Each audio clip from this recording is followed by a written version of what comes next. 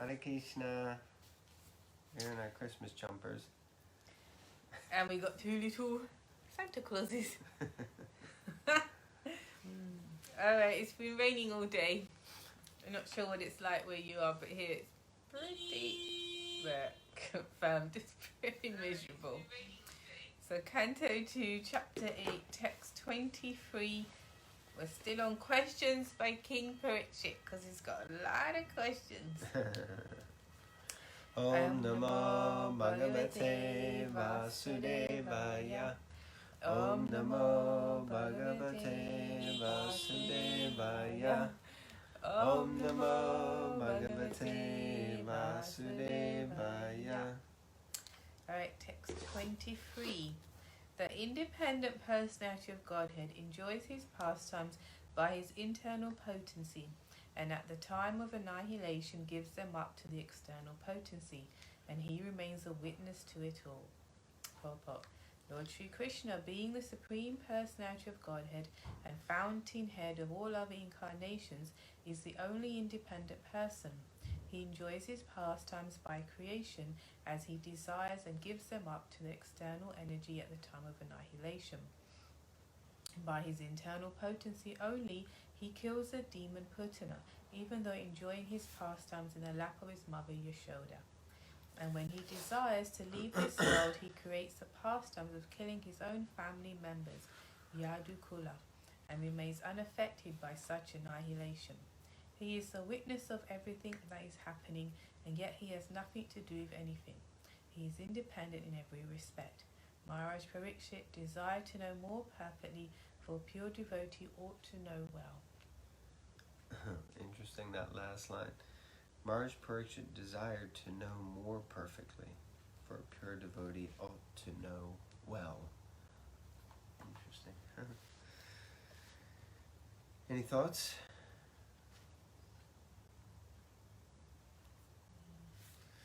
Okay, text 24. O great sage, representative of the Lord, kindly satisfy my inquisitiveness in all that I have inquired from you, and all that I may not have inquired from you. There you go. From the very beginning of my questionings. Since I am a soul surrendered unto you, please impart full knowledge in this connection. Purport. The spiritual master is always prepared to impart knowledge to the disciple, and specifically when the disciple is very inquisitive. Inquisitiveness on the part of a disciple is greatly necessary for the progressive disciple. Maharaj Parikshit is a typical disciple because he is perfectly inquisitive. I think you're meant to be inquisitive. If one is not very inquisitive about self-realization, one need not approach a spiritual master simply to make a show of discipleship. Not only is Maharaj Parikshit inquisitive concerning all he has inquired about, but he is also anxious to know about what he has not been able to inquire.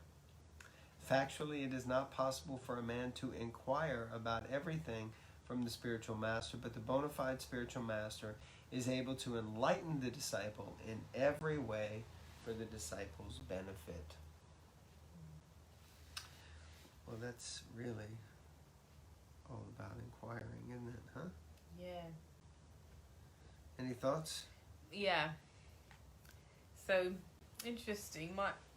So this is all about inquiring and being inquisitive, and that's why you should have a spiritual master, and don't bother, disturbing the pure devotee spiritual master if you're not going to inquire. So someone now, here and now, in ISKCON now, might say, well, am I supposed to inquire from my spiritual master? He's not on email, he's not on Facebook, I can't phone him up. So how do I inquire? Have you any thoughts? Oh, you're like really posing a question, huh? Yeah, because it's a bona fide question. Yeah, well, of course, there are different types of spiritual masters. There's the Diksha Guru, of which you usually have one, or which you have one, but anyway, there may be exceptions. And of course, there are Shiksha Gurus, of which you may have many. So I think probably the main point of this verse and purport is that a disciple has to be inquisitive and look for answers. Of course, best is that we have access to our spiritual master, let's say Diksha Guru, but the practical reality probably within ISKCON is that most of the time you don't have direct access to spiritual master. The spiritual master has many disciples, but I don't know that that's just a new thing. If you think about Ramanujacharya or Madhvacharya, then the principle may have been also that you would have to approach those who are in connection with them, or you hear from them. That also answers questions, right? You know, if the spiritual master, even if you had direct relationship with the spiritual master and the spiritual master passes away, how do you continue your inquiry? How do people continue their inquiry to God? My dear God, please help me, through the petition of prayer, through opening oneself up to hear an answer that might not appear to be directly from the spiritual master, like that. Those are a few thoughts. I could probably go on if you want. Anything on your side? Yeah, I agree. I think it starts, like you said, with the instruction as well. A lot of times, just speaking from experience with my services, people do say we don't have contact with this person or this guru or this, but then I often, especially if I'm in a position to do this, check like progress on the charts, and then you say, but how much do you hear from them? Because that's instruction, and that instruction is eternal, and they're not always going to be here, and that will be your connection with them. So we have to really take advantage of this hearing facility, you know. And that is a very important way of taking instruction. I mean, right now we're hearing from who? Parikshit Maharaj, Sukadeva Goswami, Lord Brahma, Prabhupada. Yeah, exactly. Like that. Okay, you want to read the next verse? Yes, I already turned the page. Was it, O great sage? Yes, ma'am. O great sage, you are as good as Brahma, the original living being. Others follow custom only, as followed by the previous philosophical speculators. Purport. It may be argued that Sukadeva Goswami is not the only authority of perfect knowledge and transcendence, because there are many other sages and their followers. Contemporary to Vyasadeva, or even prior to him, there were many other great sages, such as Gautama, Kanada, Jaimini, Kapila, and Astavakra. And all of them have presented a philosophical path by themselves. Patanjali is also one of them. And all these 6 great rishis have their own way of thinking, exactly like the modern philosophers and mental speculators.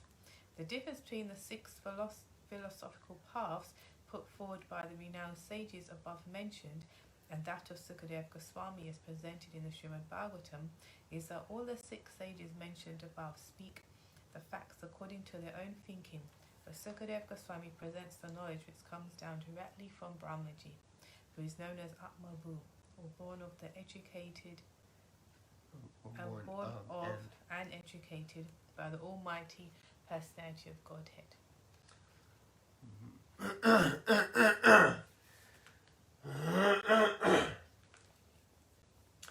Vedic transcendental knowledge descends directly from the personality of Godhead. By his mercy, Brahma, the first living being in the universe, was enlightened, and from Brahmaji, Narada was enlightened, and from Narada, Vyas was enlightened. Shukadeva Goswami received such transcendental knowledge directly from his father, Vyasadeva. Thus, the knowledge being received from the chain of disciplic succession is perfect. One cannot be a spiritual master in perfection unless and until one has received the same by disciplic succession. That is the secret of receiving transcendental knowledge. The 6 great sages mentioned above may be great thinkers, but their knowledge by mental speculation is not perfect. however perfect an empiric philosopher may be, in presenting a philosophical thesis, such knowledge is never perfect, because it is produced by an imperfect mind.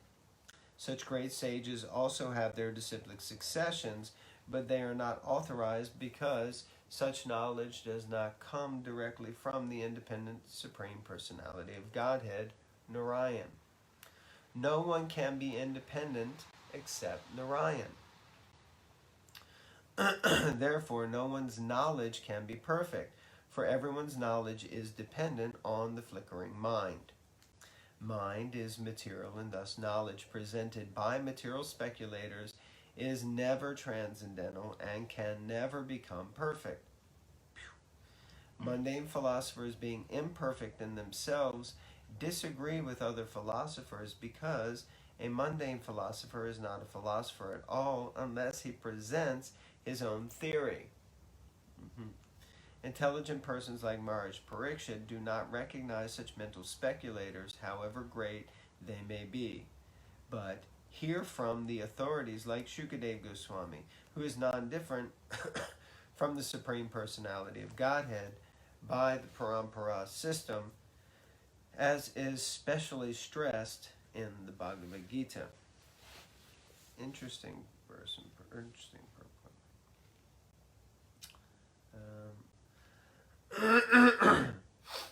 What do you have to say? Anything? No.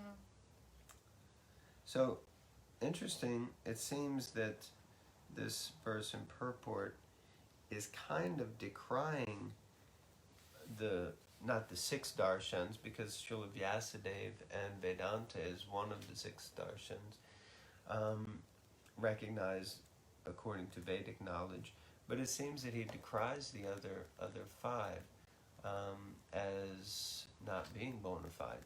So I think it's an interesting point. Yes.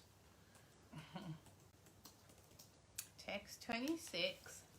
O learned Brahmana, because of my drinking the nectar of the message of the infallible personality of Godhead, which is flowing down from the ocean of your speeches, I do not feel any sort of exhaustion due to my fasting. Purport. The disciplic succession from Brahma, Narada, Vyas and Sukadeva Goswami is particularly different from others. The disciplic successions from other sages are simply a waste of time, being devoid of a Chuta Kata, or the message of the infallible Lord. The mental speculators can present their theories very nicely by reason and arguments, but such reasons and arguments are not infallible, for they are defeated by better mental speculators. Maharaj Parikshit was not interested in the dry speculation of the flickering mind, but he was interested in the topics of the Lord, because factually he felt that by hearing such a nectarian message from the mouth of Sukadeva Goswami, he was not feeling any exhaustion, even though he was fasting because of his imminent death. I love this verse. It's so poetic that how Shukadeva Goswami, or rather Maharaj Parikshit, explains how he's not feeling any fatigue or any exhaustion because of fasting, because he's drinking through the ears the words of Shukadeva Goswami. Brilliant. One can indulge in hearing the mental speculators, again, Prabhupada on to the mental speculators here, but such hearing cannot endure any length of time. One will be exhausted very soon from hearing such hackneyed ways of thinking, and no one in the world can be satisfied simply by hearing such useless speculations. The message of the Lord, especially from a personality like Shukadeva Goswami, can never be tiring, even though one may be exhausted from other causes. Yeah, I can relate to that. In some editions of the Srimad Bhagavatam, the text of the last line of this verse reads Anyatra Kupita Dvijat, which means that the king might be overwhelmed by the thought of his imminent death by snake bite. The snake is also twice born. His anger is compared to the cursing Brahmana boy who was without good intelligence. Maharaj Parikshit was not at all afraid of death, for he was fully encouraged by the message of the Lord. One who is fully absorbed in a Chutakata can never be afraid of anything in this world. Nice. Brilliant. Chutakata. You don't hear that. Krishna Kata, yeah, Chutakata. Hari Kata. Yeah, Chutakata. The talks of the infallible Lord. Yeah, one who is fully absorbed in this can never be afraid of anything in this world. So one becomes abhai, fearless. So like that. So just by hearing from the Bhagavatam, we can become fearless. Especially in the world these days, there's lots of things to be afraid of. COVID.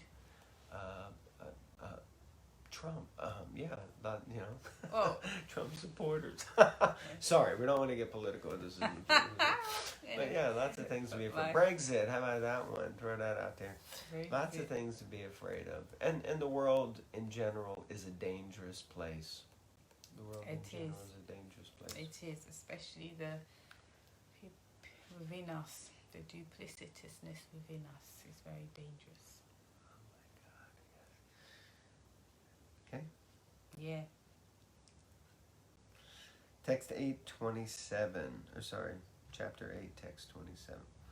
Sutta Goswami said, thus Shukadeva Goswami, being invited by Maharaj Parikshit to speak on topics of the Lord Shri Krishna with the devotees, was very much pleased.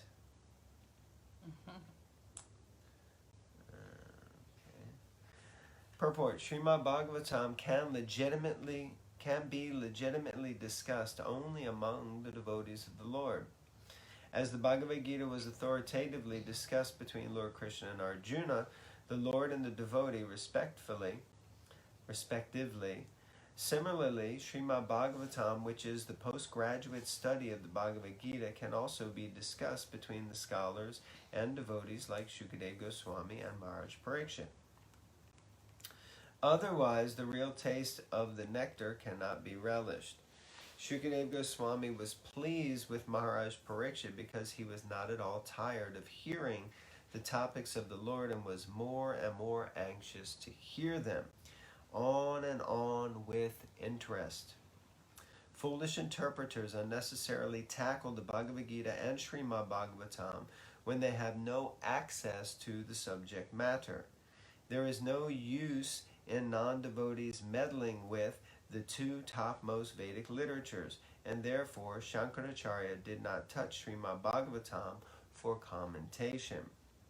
In his commentation on the Bhagavad Gita, Sripad Shankaracharya accepted Lord Krishna as the Supreme Personality of Godhead, but later on he commented from the impersonalist view. But being conscious of his position, he did not comment on the Srimad Bhagavatam. Srila Sukadeva Goswami was protected by Lord Krishna, Vidi Brahma Vaivata Purana, and therefore he is known as Brahmarata, and Srimad Parikshit Maharaj was protected by Vishnu, and thus he is known as Vishnurata. As devotees of the Lord, they are always protected by the Lord. It is clear also in this connection that a Vishnurata should hear Srimad Bhagavatam from Brahmarata, and no one else, because others misrepresent the transcendental knowledge and thus spoil one's valuable time. Vishnurata and Brahmarata. Interesting. Text 28. How many more we got? Well, let's just finish the chapter, yeah. Okay. So text 28. He began to reply to the inquiries of Maharaj Parikshit. Here we go. By saying that the science of the personality of Godhead was spoken first by the Lord himself to Brahma, when he was first born. Srimad Bhagavatam is the supplementary Vedic literature, and it is just in pursuance of the Vedas. Purport: Srimad Bhagavatam is the science of the personality of Godhead. The impersonalist always tries to misrepresent the personal feature of the Lord, not knowing the science of this great knowledge.